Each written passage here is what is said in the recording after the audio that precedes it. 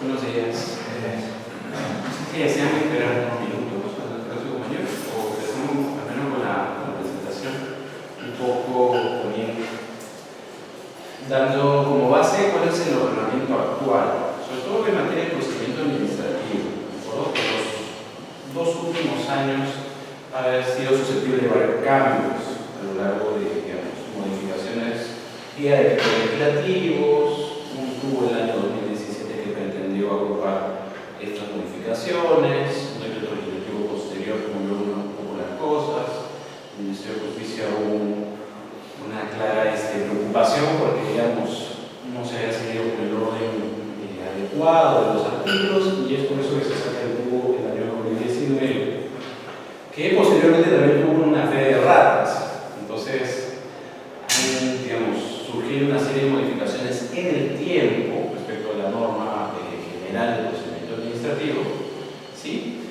Y, digamos, han sucedido una serie de consultas que siempre me han venido de qué decreto supremo aplicaba, qué decreto supremo debo citar. He visto resoluciones aplicando, por ejemplo, el tubo del año 2019 que no se encuentra vigente, sino recién lo va a estar hasta el 25 de julio de este mes, ¿no? Dada la disposición complementaria que el propio tubo establecía en su tercera disposición. Pero, digamos, vamos en primer lugar a hacer un poco de memoria respecto al ordenamiento. No sin antes, digamos, hacer una leve presentación. La verdad que las autopresentaciones no son muy fuertes, es, digamos, algo que si quiero empezar bastante rápido. Mi nombre es Jorge Díaz Montalvo, soy profesor adjunto de Derecho Administrativo 1 en la Universidad Católica. Tengo bastante experiencia en administración pública, probablemente desde que era muy joven. He estado en varias consultorías, sobre todo para ministerios, alcaldías, municipalidades provinciales, gobiernos regionales, y algo voy a poder decirle respecto al derecho administrativo, que es una rama bastante interesante, pero sobre todo nada estática ni formalista. Ha venido, digamos, surgiendo un trabajo desde el BCN y la Secretaría de Descentralización y Administración Pública, de trabajar, por ejemplo, en las administraciones para que este criterio formalista del procedimiento vaya siendo dejado de lado, dando paso a lo que llamamos hoy simplificación administrativa. Las modificaciones hechas a la norma general del procedimiento administrativo buscan llevarse a ese nivel, ¿no? Ya cuando vemos el tema del procedimiento, vamos a hablar de los procedimientos administrativos estandarizados, ¿de acuerdo? Pero todo dentro de la lógica de lo que el nuevo procedimiento se busca, con el nuevo procedimiento se busca perseguir. Ya hecha esa presentación, quisiera, digamos, hacer un poco de memoria, ¿no? Tenemos una ley 27444, establecida el procedimiento administrativo general. Surge luego el decreto legislativo 1272, que es probablemente el decreto legislativo que incorporó un proceso de modificaciones relevantes. Se golpearon, por ejemplo, figuras como la medida de oficio, incorporaron principios al procedimiento administrativo que, vamos a ver más adelante, no tenían mucho sentido de ser, ¿de acuerdo? Que ya significaban obligaciones reconocidas a la administración, pero que el legislador entendió, ¿sí?, la necesidad de llevarlas a nivel de principio. Vamos a hablar del principio de acceso permanente, de responsabilidad de los funcionarios, y en ese sentido, como que algunas de las modificaciones resultaban no relevantes, ¿sí? En el camino surgió el tubo a la Ley de Procedimiento Administrativo General, Decreto Supremo 006, 2017. Y en el camino surgió además el decreto legislativo 14.5, ¿no? Y también realizaba modificaciones. Buena cuenta, el trabajo del tubo fue agrupar, digamos, un tubo no aprueba una norma, sino que en realidad hace un orden respecto a las disposiciones que han variado, ¿sí? El problema fue que el tubo consideró un orden inicial y no adecuó las nuevas incorporaciones de los artículos en el orden natural de la norma. Y eso llevó a una serie de problemas problemas al momento de la aplicación implícita de los artículos. Más aún si surge este decreto supremo 14, perdón, este decreto legislativo 1452, que incorpora también nuevas modificaciones en, por ejemplo, materia de nulidad de oficio. Entonces, actualmente, la forma en que debemos aplicar la norma del procedimiento administrativo general parte por estos dos dispositivos legales. Hasta el 25 de junio presente año, en donde pasa a regir el decreto supremo 004/2019.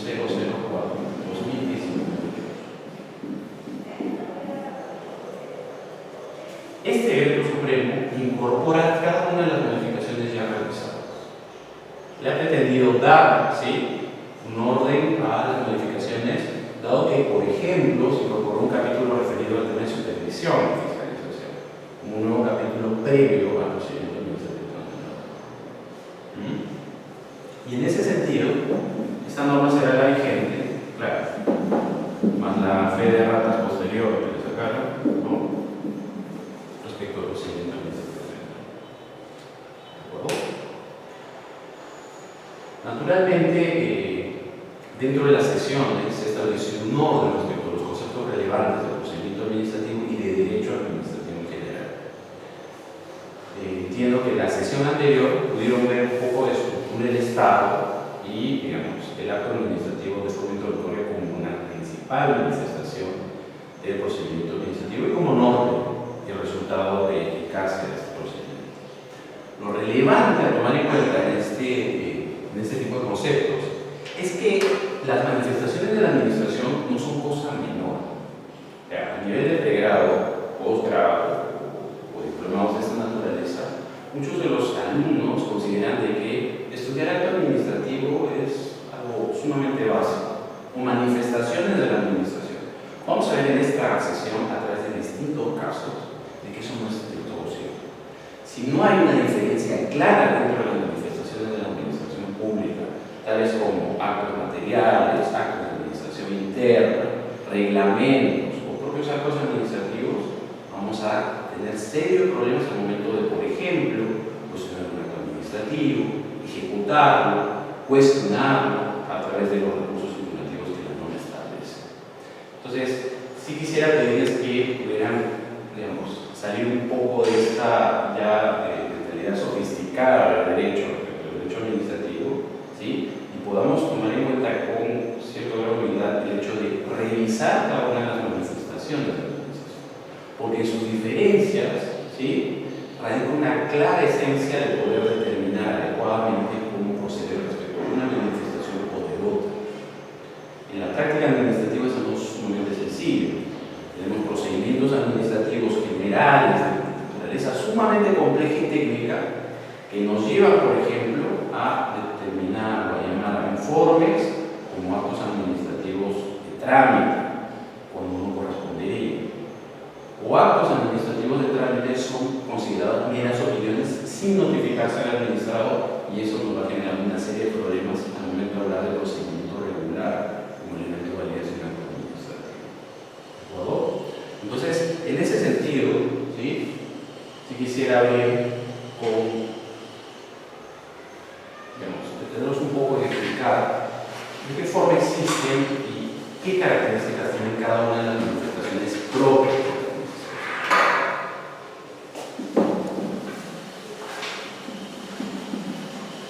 Y un poco recordar también cuáles eran las discusiones en torno a cada una de estas manifestaciones.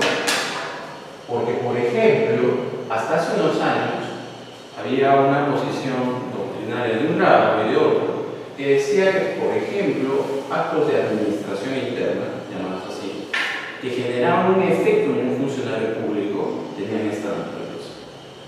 Otra posición decía que se trataba de actos que podían impugnarse a través de un procedimiento administrativo establecido.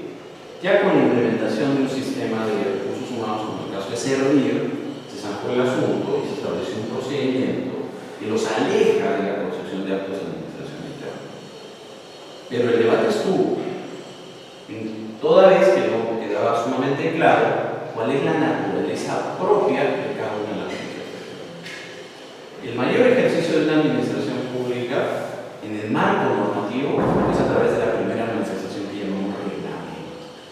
Hemos reconocido que, por ejemplo, en el reglamento, las administraciones públicas tienen un claro nivel, digamos, y clara limitación al momento de ejercer esta potestad, ¿no? Podemos reconocer que en teoría existen dos tipos de reglamentos: un reglamento ejecutivo y un reglamento autónomo. Estos últimos son cada vez más, digamos, menos vistos en nuestro ordenamiento. Probablemente el reglamento autónomo, debemos recordar que ya ha sido sacado de nuestro ordenamiento, era el reglamento de edificaciones, reglamento técnico que no obedecía a una norma con rango legal, sino que gozaba de una autonomía que mucha gente la confundía con un nivel legal, ¿de acuerdo? Pero en su mayoría los reglamentos emitidos por las administraciones tienen naturaleza ejecutiva, y en tanto tienen naturaleza ejecutiva, tienen como principal, digamos, margen de disposición aquello establecido por ley. Esto que resulta tan sencillo decirlo, en la práctica no lo está. Más aún si hablamos, por ejemplo, de reglamentos que desarrollan sistemas de sanciones y faltas en un sector administrativo. Vamos a ver que crear, o en todo caso desarrollar una figura propiamente una infracción desarrollada por la ley a través de un reglamento no resulta tan sencillo al momento de, por ejemplo, hablar de incorporar nuevos tipos, variar el tipo inicial. Es una tarea, digamos, que caso por caso hay que determinar a través de los cuestionamientos que se pueden hacer en un reglamento mediante una acción popular, ¿no?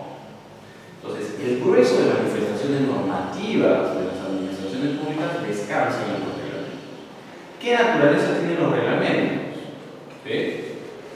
Y nuevamente les pido por, digamos, abrir un poco más para luego entender dónde radica la importancia de conocer las características de cada uno. Toda norma obedece a este silogismo básico, ¿no? ¿De acuerdo? Y el reglamento no es académico. Lo que aquí está es una situación abstracta, ¿no? Y de naturaleza general. Probablemente en el elemento de abstracción está la principal diferencia con el acto administrativo. Porque vamos a ver hoy en los tipos de actos administrativos que también existen actos administrativos generales, pero no por ello, ¿sí?, pueden ser confundidos con una norma. Vamos a ver también casos en donde a través de normas se aprueban actos administrativos como principal error en el uso de los vehículos y manifestaciones de la administración pública. Vamos a ver también cómo es que a través de normas se pretenden revocar actos administrativos, ¿sí? Y cómo es que esto es denominado por, ya sea en el COP, el Tribunal Constitucional, que eso lo vamos a ver más adelante. Por eso que estas diferencias quisiera las vamos a tomar con mucho cuidado, porque en la práctica administrativa se han dado muestras de que no queda del todo claro las diferencias, ni mucho menos cuándo aplicar qué. ¿Ya? Entonces, regresando al tema del reglamento, tiene una serie de características. Regula una situación abstracta. Tiene un alcance general. Ya es poco usado esto de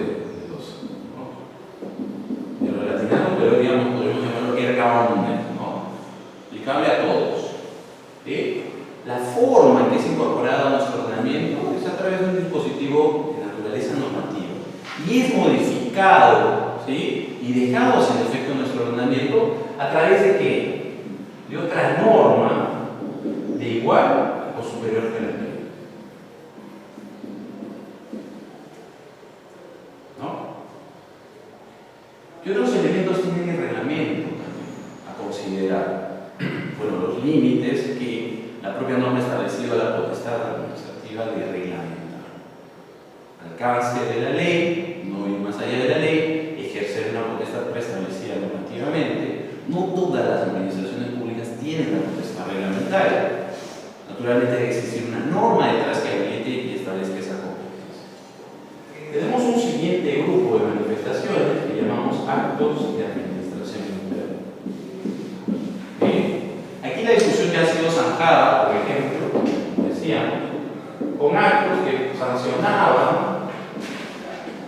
o extinguían un vínculo laboral, por ejemplo, con funcionarios de la administración pública.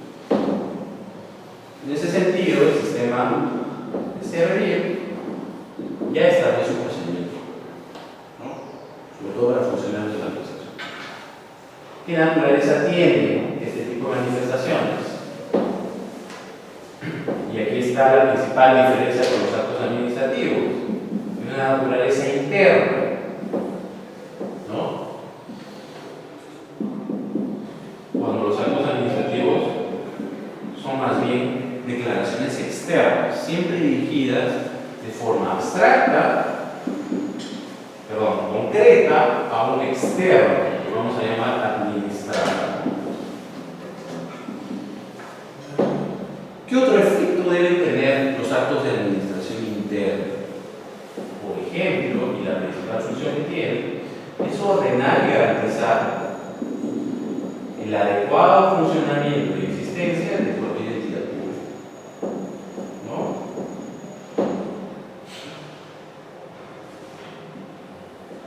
Y existen otro tipo de manifestaciones que llamamos actos materiales.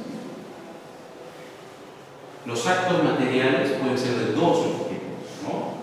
Aquellos que surgen de un acto administrativo y otros que son producto del ejercicio de una potestad administrativa.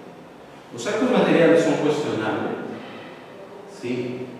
Incluso cuando veamos el tema del contencioso administrativo, vamos a reconocer que dentro de las pretensiones que un administrador puede llevar al foro judicial para cuestionar la actuación administrativa están los actos materiales, que cuando llegan a pervertirse digamos, no están acorde a la ley o al claro ejercicio adecuado de una potestad administrativa, son llamados vías de hecho.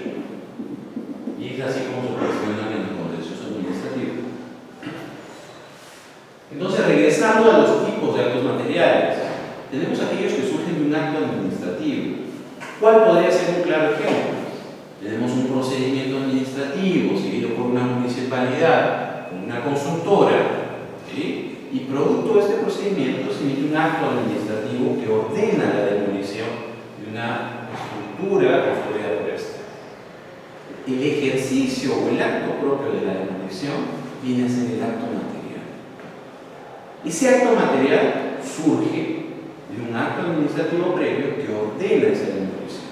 Se siguió todo un procedimiento resultante de este, un acto administrativo, y dentro de las disposiciones del acto administrativo tenemos esta demolición que se lleva a cabo como un acto material.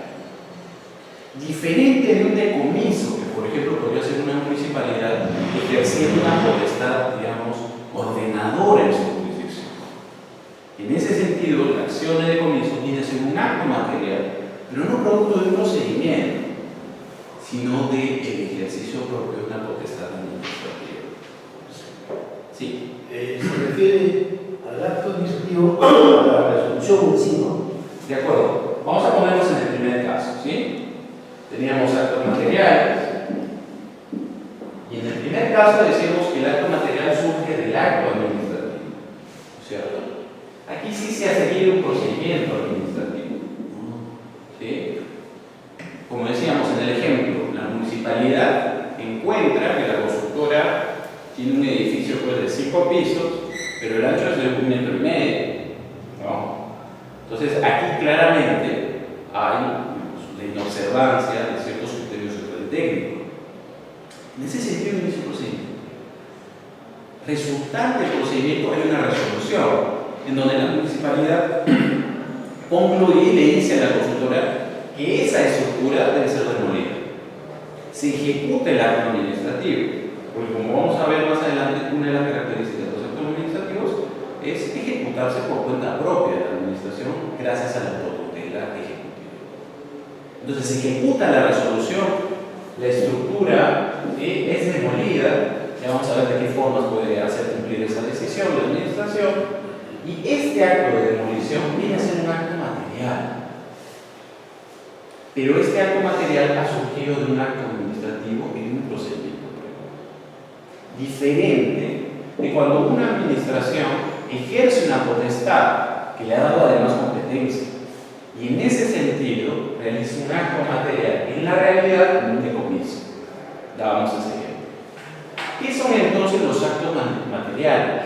Son conductas o acciones de la administración que se materializan en la realidad.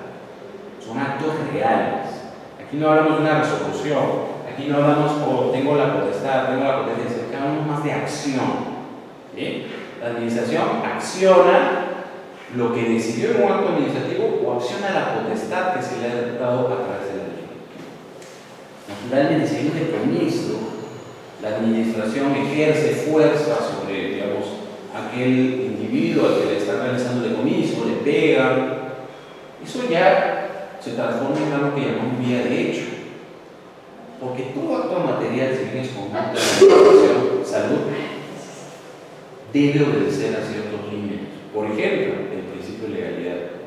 Por ejemplo, el adecuado respeto de los derechos fundamentales y en la aplicación de principios de proporcionalidad, necesidad y una justificación respecto de las acciones de la administración.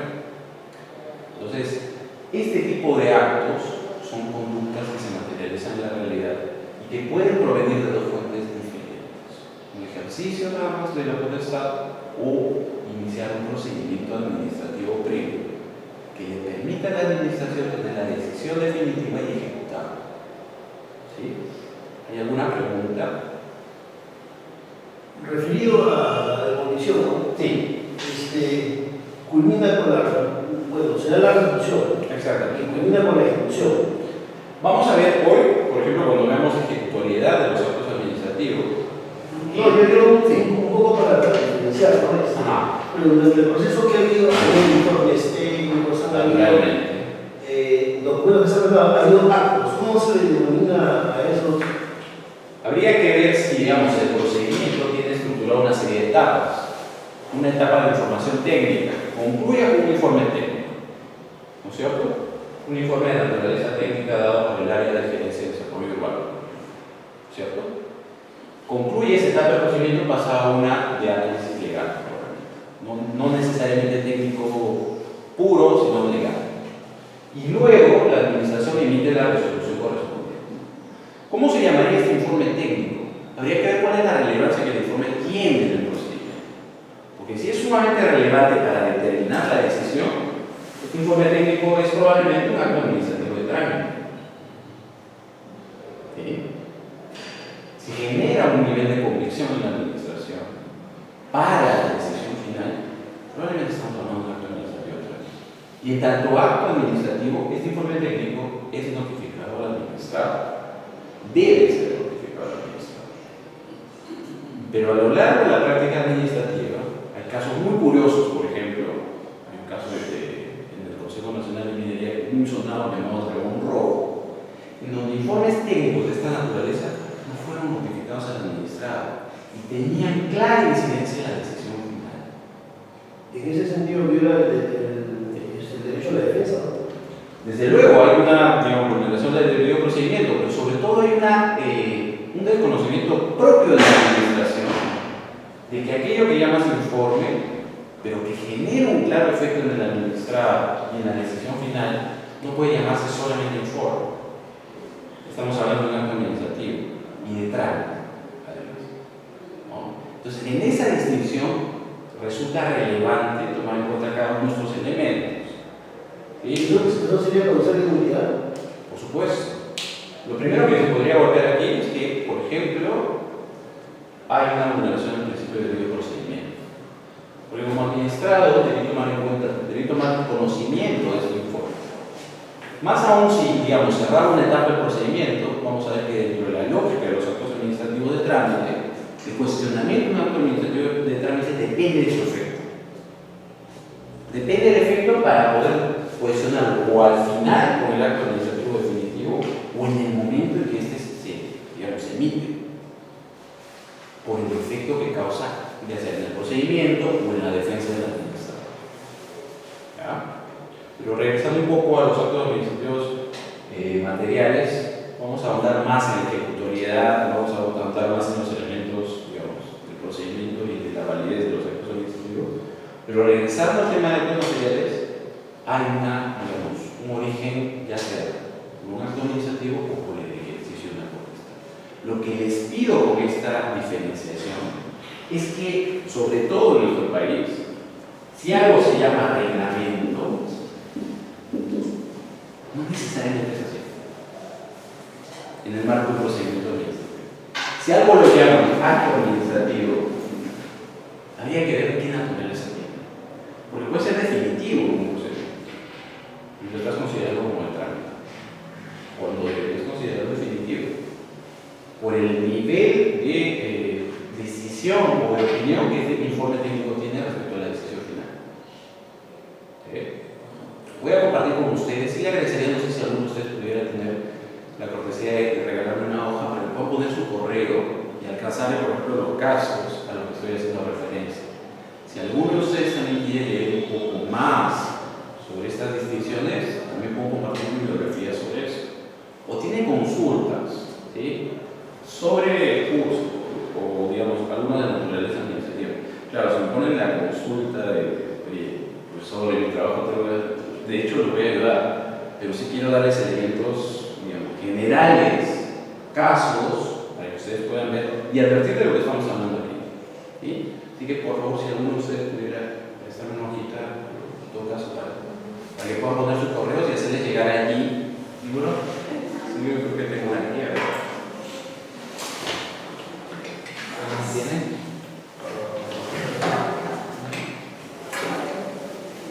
La clase es hasta las 3, me dijeron. No, pero se ponen serios.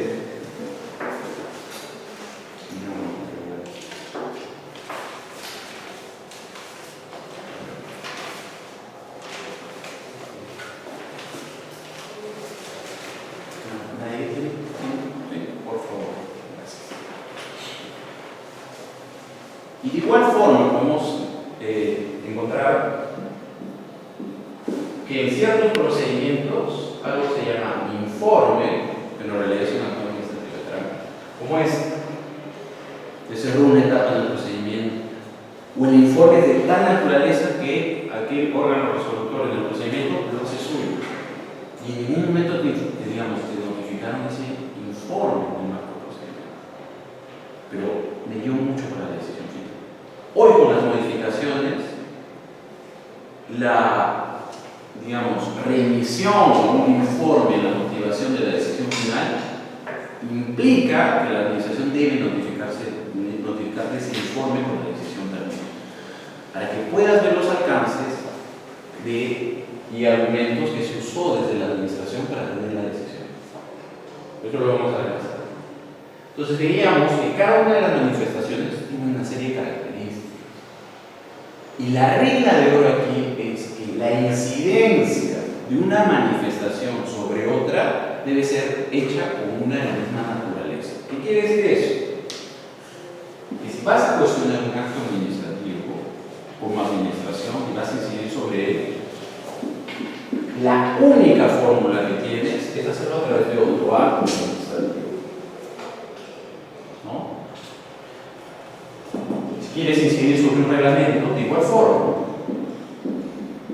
Resulta básico, ¿no? Vamos a ver casos en donde no fue tan básico. Y los actos materiales, digamos, como conductas que pueden ser cuestionadas y además deben ser llevadas adelante por las administraciones a través de procedimiento o del proceso administrativo que se puede proceder. Entonces aquí tenemos en cuenta cada una de las consideraciones respecto al reglamento. Hemos hablado de las consideraciones y límites de la potestad reglamentaria, los tipos de reglamento que existen. Hoy son más, digamos, ejecutivos, muy pocos autónomos, el alcance general que tiene, una situación de abstracción, que es la clara característica aquí. Y claro, el reglamento tiene propias características de aprobación, derogación o cuestionamiento.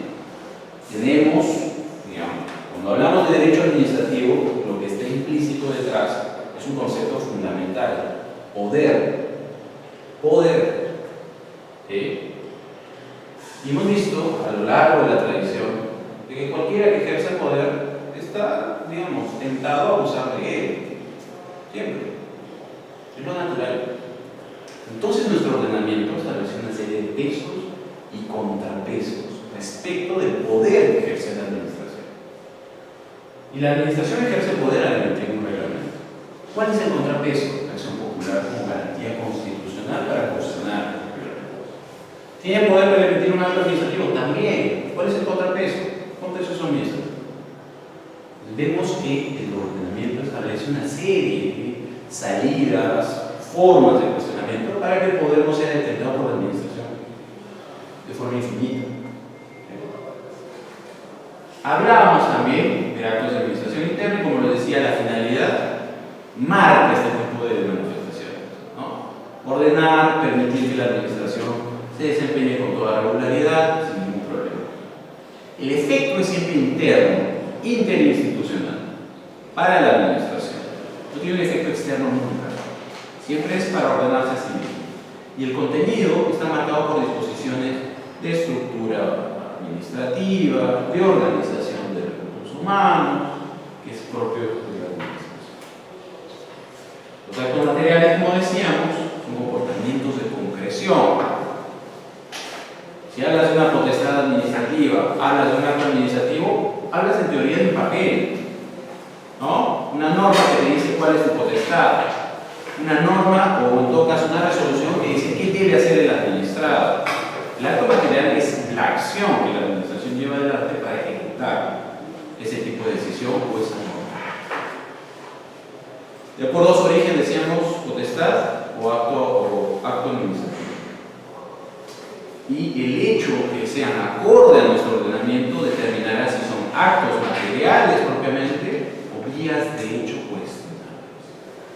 Cuando el acto administrativo, el acto material es, digamos, legal, ¿sí? ¿Todo bien con él? Hablamos de actos materiales propiamente. Cuando se va al lado oscuro, ¿sí? Y tiene una serie de cuestionamientos respecto a su legalidad, son vías de hecho administrativas, determinables a través de un proceso urgente, por ejemplo, en el contencioso administrativo. ¿Qué no es acto administrativo? Lo que hemos visto hasta este momento. Está normado expresamente actos de administración interna, actos materiales también están excluidos. El acto administrativo, y podemos resumirlo en cuanto a concepto general y relevante del derecho administrativo, digamos, una serie de consideraciones que vamos a resumir aquí. Algo muy rápido, ¿ya?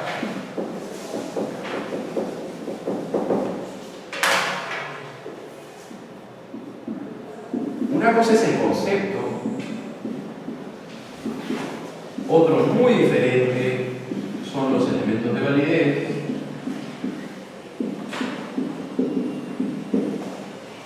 y algo muy diferente también son las características del acto administrativo.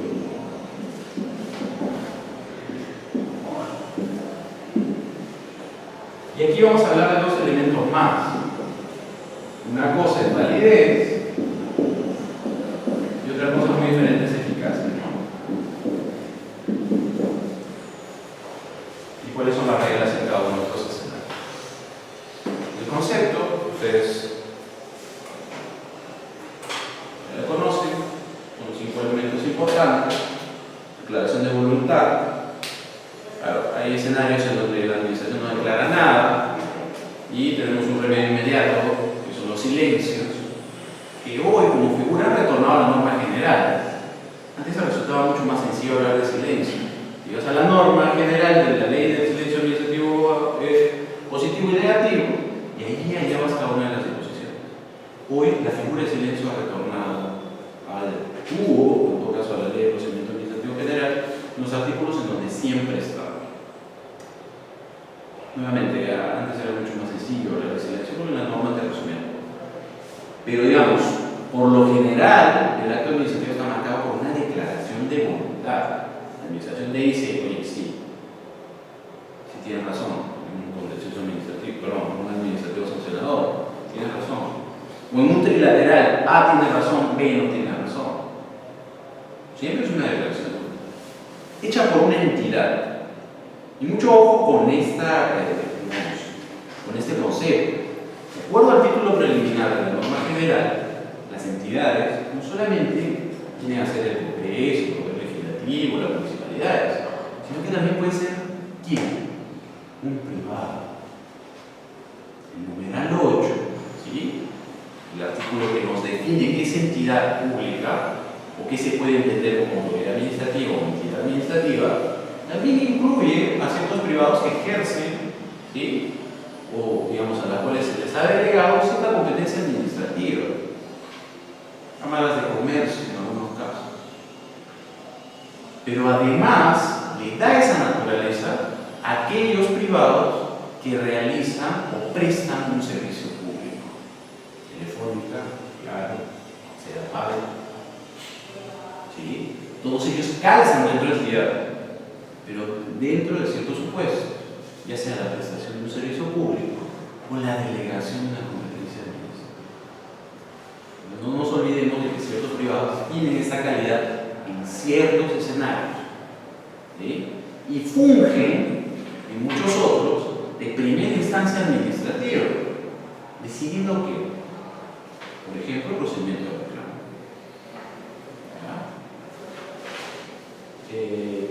Lo que siempre es utilizado para la ejecución o la generación de un acto administrativo es una norma de derecho público.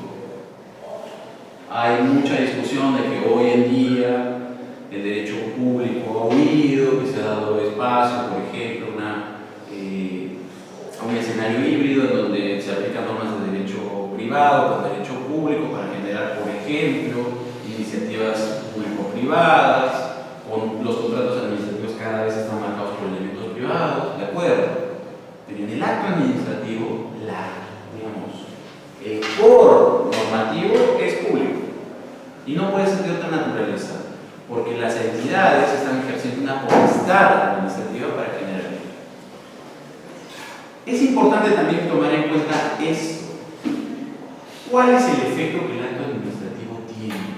Y no es otro que el producir efecto jurídico sobre un administrado. Le puede generar obligaciones, reconocer derechos, ¿sí? Atender intereses o solicitudes de distinta naturaleza. Pero el efecto siempre recae en una persona, ¿sí? En una situación concreta. Vamos a ver que esto se difumina un poco cuando hablamos de actos administrativos generales, ¿ya?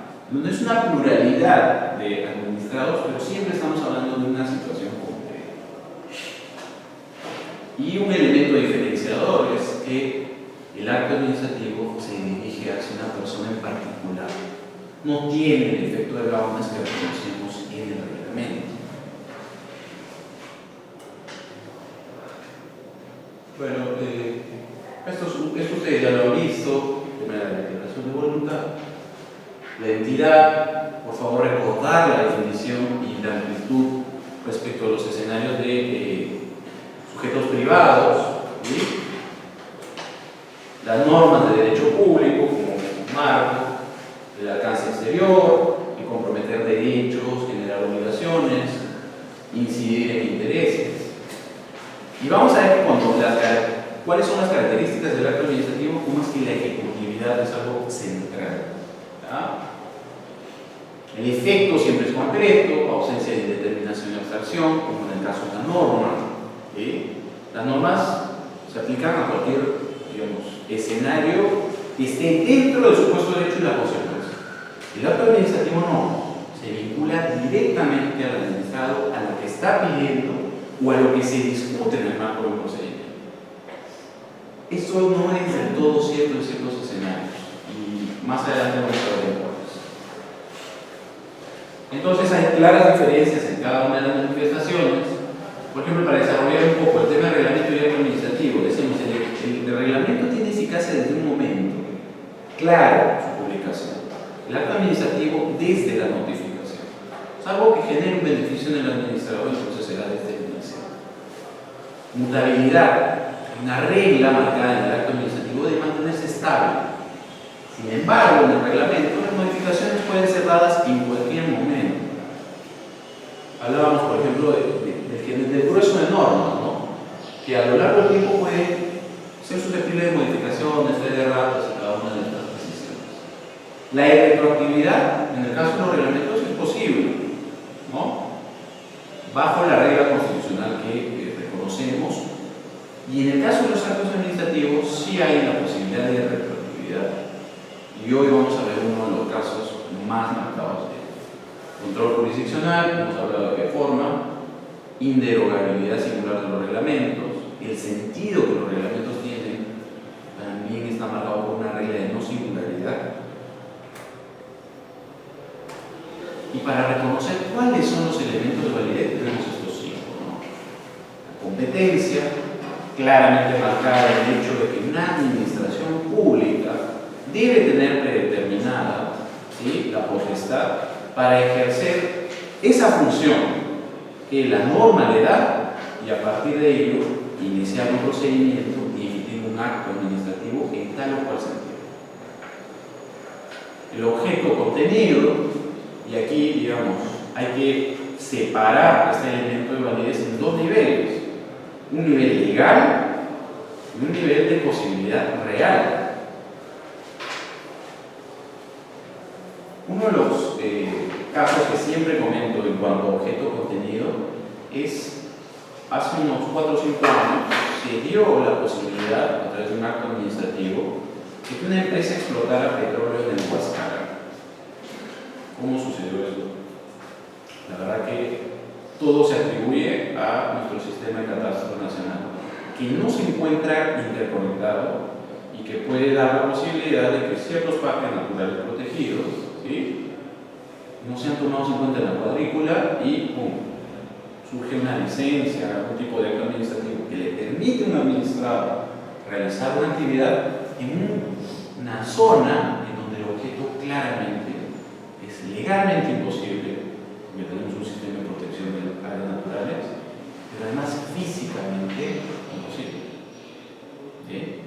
Entonces, el objeto contenido debe obedecer a estos dos niveles: una posibilidad legal, ¿sí?, el ordenamiento permite el tipo de actividad que el administrador está solicitando como objeto, y la posibilidad física o real, ¿sí?, de poder desarrollar la actividad que como administrador viene solicitando.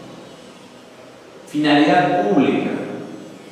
Los actos administrativos, ¿sí?, siempre están marcados por una finalidad pública. Esto resulta sumamente sencillo de decir, pero debemos decir con vergüenza que como nación hemos tenido la necesidad de incorporar como principio del procedimiento administrativo algo que todo funcionario público debería tener en la cabeza: de que el ejercicio de la potestad administrativa es para obedecer a intereses públicos y no particulares ni propios. Se ha incorporado un principio en ese sentido, toda vez que el elemento de finalidad pública no ha venido siendo utilizado, no ha venido siendo respetado, sobre todo a nivel municipal. Dentro de las municipalidades hay muchos actos administrativos que he llegado a ver que han sido cuestionados a nivel incluso del Poder Judicial. Tienen un claro problema en determinar cuál es la finalidad pública al cual obedece. Y está muy, digamos, relacionado al siguiente elemento: motivación. Y es que cuando las administraciones pretenden explicar por qué razón accedieron a la solicitud del administrado y lo facultaron a realizar tal o cual actividad, dentro de la motivación digamos, admiten claras deficiencias al momento de determinar la finalidad pública que se sigue. He visto un acto administrativo del gobierno regional, que no voy a decir de dónde es, pero está al sur, en donde la finalidad pública únicamente era promover el turismo de la región, ¿sí?, al momento de aprobar la construcción de un complejo hotelero en una zona natural protegida.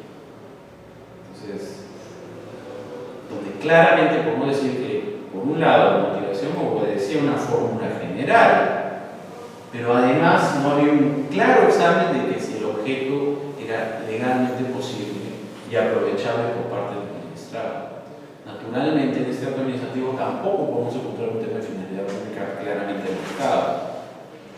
¿Sí? La actividad empresarial de un administrado no está por encima del sistema de protección, por ejemplo, de áreas naturales. En ese sentido, no está primando la finalidad pública.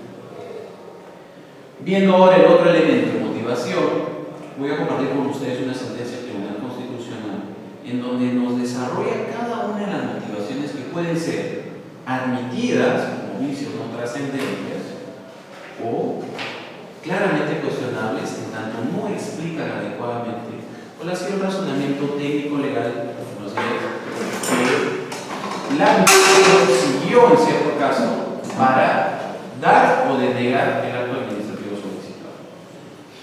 El elemento de motivación, decíamos, está marcado por una serie de pasos que la administración debe llevar adelante y que son hoy cada vez más complejos.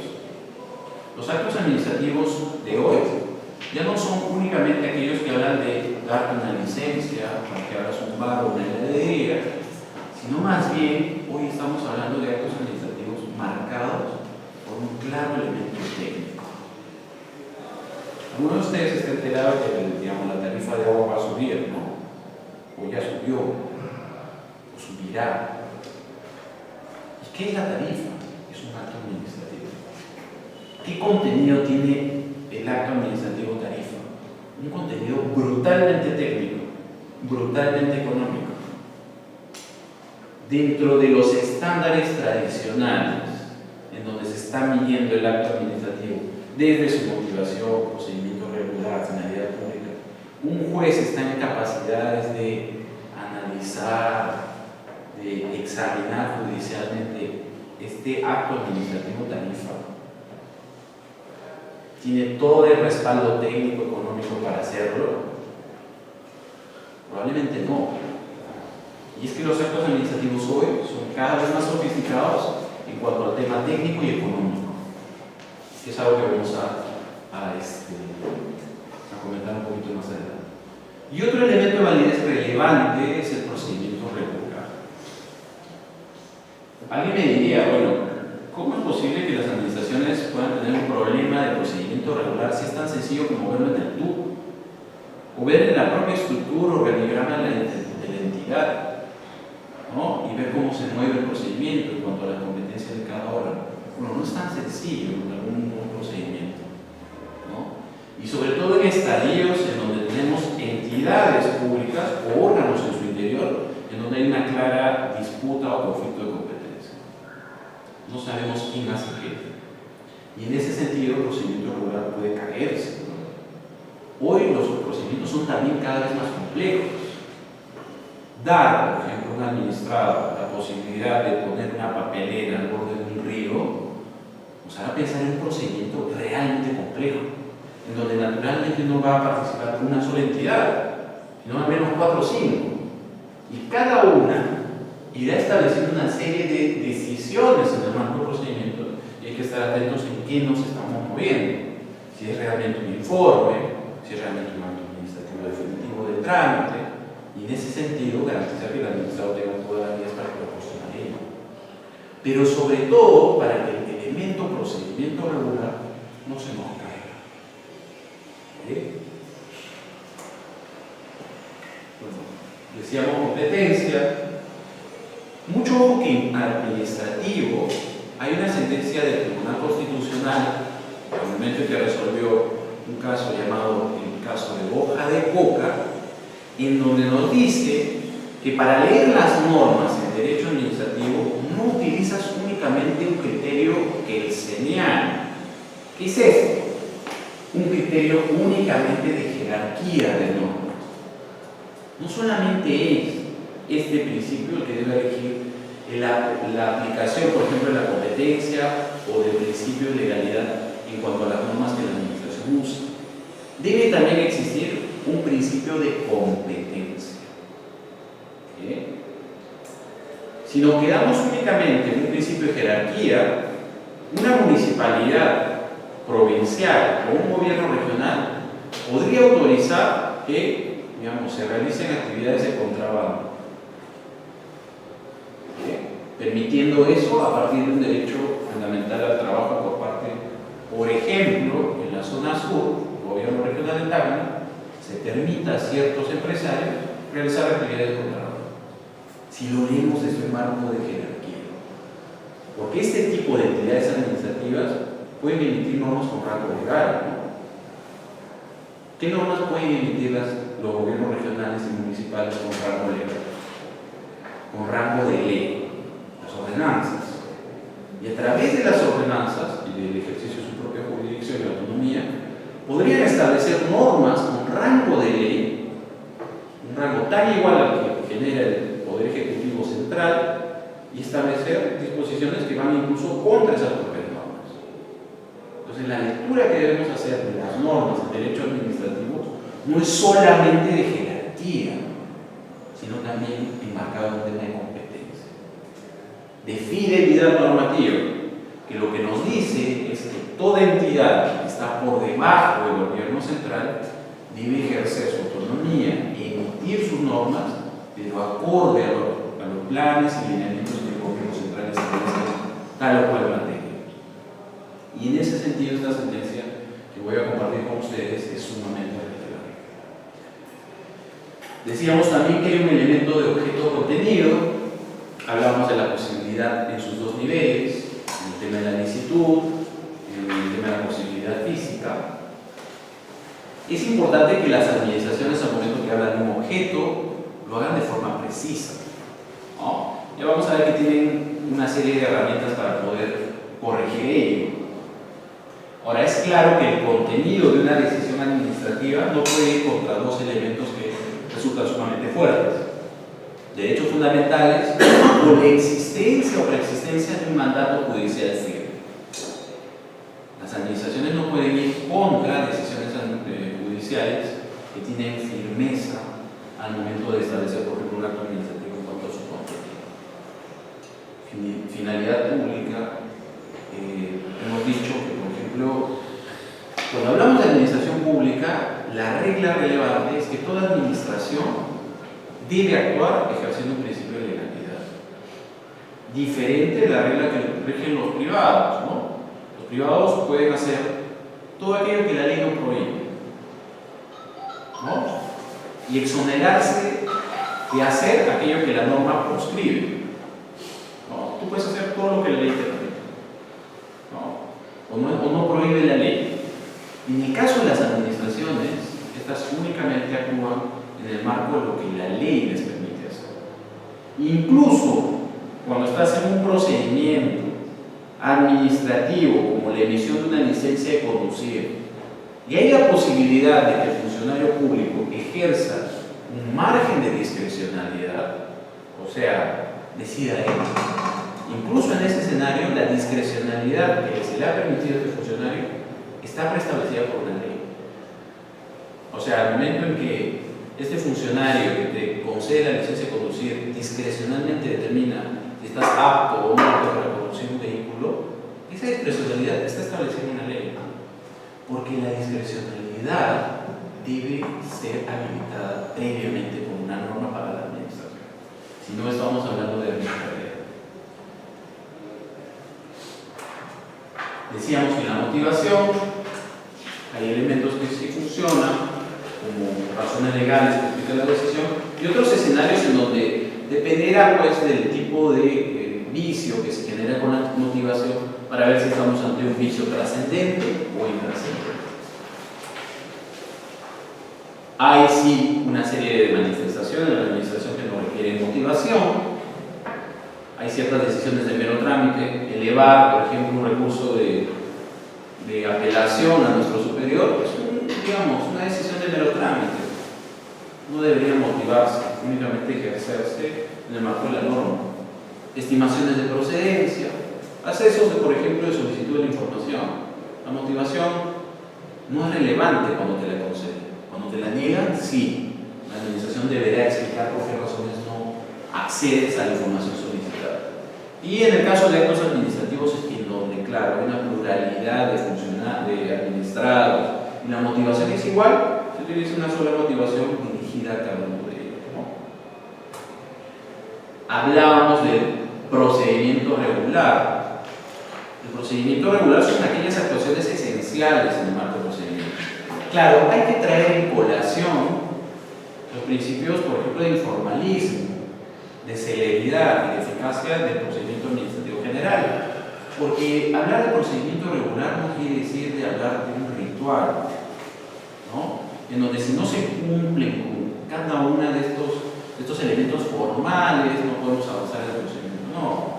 Hay elementos de curso de oficio, hay elementos, por ejemplo, de seguridad que marcan la actuación de la administración. La principal guía de todo procedimiento, lo conocen ustedes, es el TUPA, que hoy, ¿sí?, cobra mayor relevancia, porque ya estamos hablando de procedimientos administrativos estandarizados, que no es otra cosa que encontrar procedimientos, por ejemplo, para abrir un bar o un restaurante de igual contenido y forma en cada una de las actividades administrativas.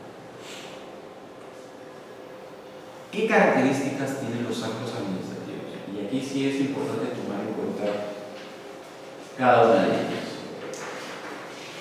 Hablamos de una presunción de validez, una estabilidad, este trabalenguas de ejecutividad, ejecutoriedad, que resulta muy sencillo, pero que a nivel de tribunal se trata muchísimo de ello, y la clara impugnabilidad como una forma a través de la cual el administrado, ¿sí?, incide en las decisiones de la administración.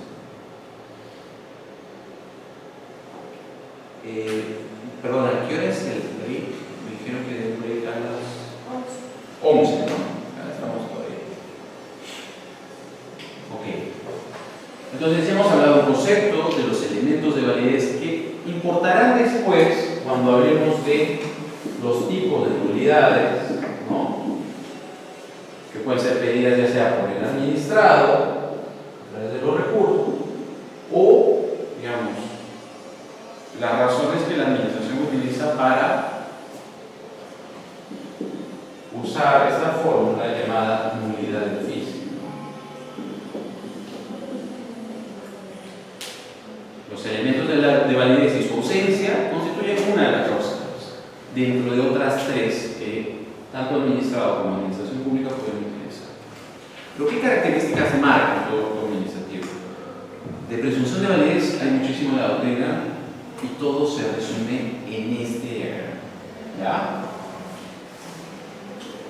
Nuestro artículo 3 de la norma general establece una serie de requisitos de validez que ya hemos estudiado: competencia, objeto, finalidad pública, motivación, procedimiento regular. Todos estos son elementos de validez. ¿Sí? Se explica que cuando se emite un acto administrativo, todo el mundo entiende que estos elementos de validez están presentes. Todo el mundo entiende eso. ¿Por qué? Por la presunción de validez.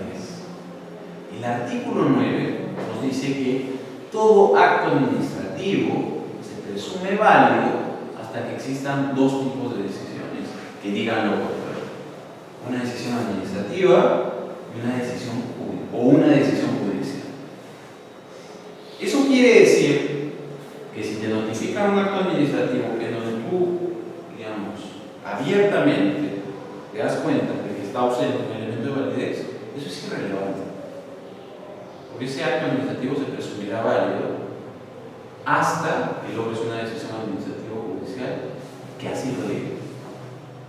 Entonces, si a tu papá la municipalidad lo multó a través de un acto administrativo por construir en el tercer piso de tu casa, y tú ves y dices: oye papá, acá no han seguido el procedimiento regular. Bueno, sí, igual tu papá tendrá que pagar la multa. Si es que no inicia un procedimiento recursivo para cuestionar administrativamente la decisión, o luego, según un contencioso administrativo, lograr una decisión judicial. Entonces, nuestros pareceres respecto a los elementos de validez o nuestros pareceres sobre este acto administrativo evidentemente incurre una causal de nulidad es irrelevante, porque la regla que rige aquí es la de presunción de validez, que únicamente se rompe con las dos decisiones que hemos mencionado.